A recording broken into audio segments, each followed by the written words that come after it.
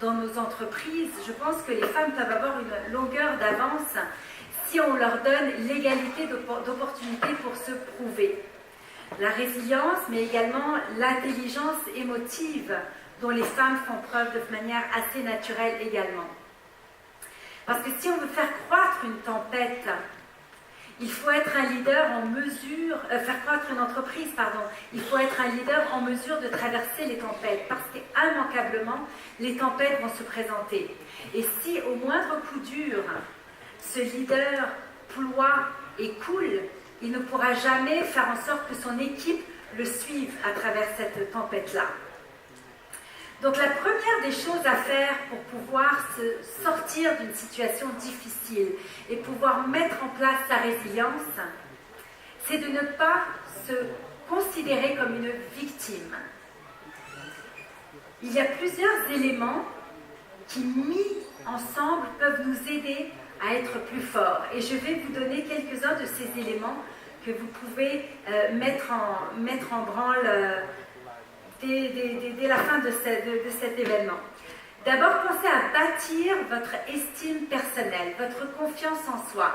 Ça, c'est la base de tout. À partir du moment où vous croyez en vous, vous pourrez convaincre les autres également de croire en vous. Apprenez également à réguler vos émotions. Alors, il faut se défaire des émotions négatives pour mettre l'emphase sur les émotions positives, celles qui vont vous permettre de voir les choses du bon côté, d'être optimiste, d'être positif. Toujours avoir des rêves, toujours avoir des objectifs à atteindre, des défis à surmonter, des projets à réaliser. Vous montrez flexible et enthousiaste face au changement. Puisque de toutes les manières, les changements vont arriver, nous sommes dans un monde en perpétuelle mutation. Il faut savoir s'y adapter, il faut savoir se comporter de manière résiliente. Et on appelle ça également en anglais communément le coping. Évidemment, s'entourer de personnes positives qui vous encouragent, qui vous soutiennent. On a tous dans notre entourage des personnes bienveillantes qui nous aident dans nos objectifs. Identifiez ces personnes qui ne sont pas là pour les bonnes raisons autour de vous. Ces personnes qui ne vous veulent pas toujours du bien. Essayez de les identifier et de vous en éloigner. Ayez une pratique spirituelle. Elle peut être méditative, elle peut être religieuse, peu importe. Mais l'essentiel, c'est de savoir remettre en perspective nos problèmes face au monde qui nous entoure. Et soyez dans la gratitude. Soyez reconnaissant pour tout ce que vous avez, plutôt que de vous plaindre de ce que vous n'avez pas ou de ce que vous aimeriez avoir.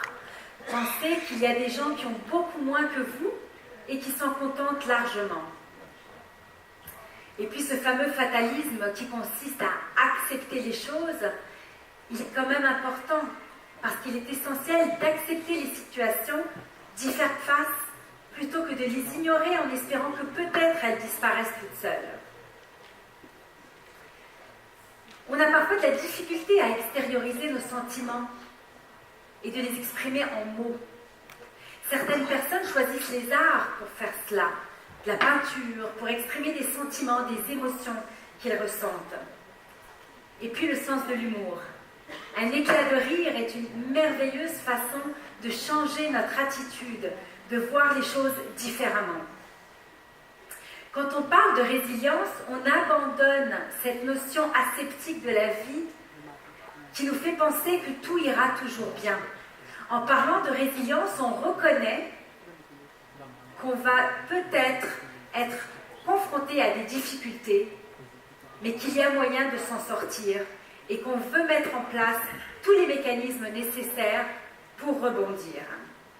Alors ce message est puissant notamment pour les parents ou les éducateurs qui ont parfois trop tendance à vouloir protéger leurs enfants, à les mettre sous une cloche de verre, pensant que c'est le meilleur moyen de les tenir à l'abri des difficultés. Mais dans les faits, on ne leur donne pas les outils nécessaires pour faire face à la vie.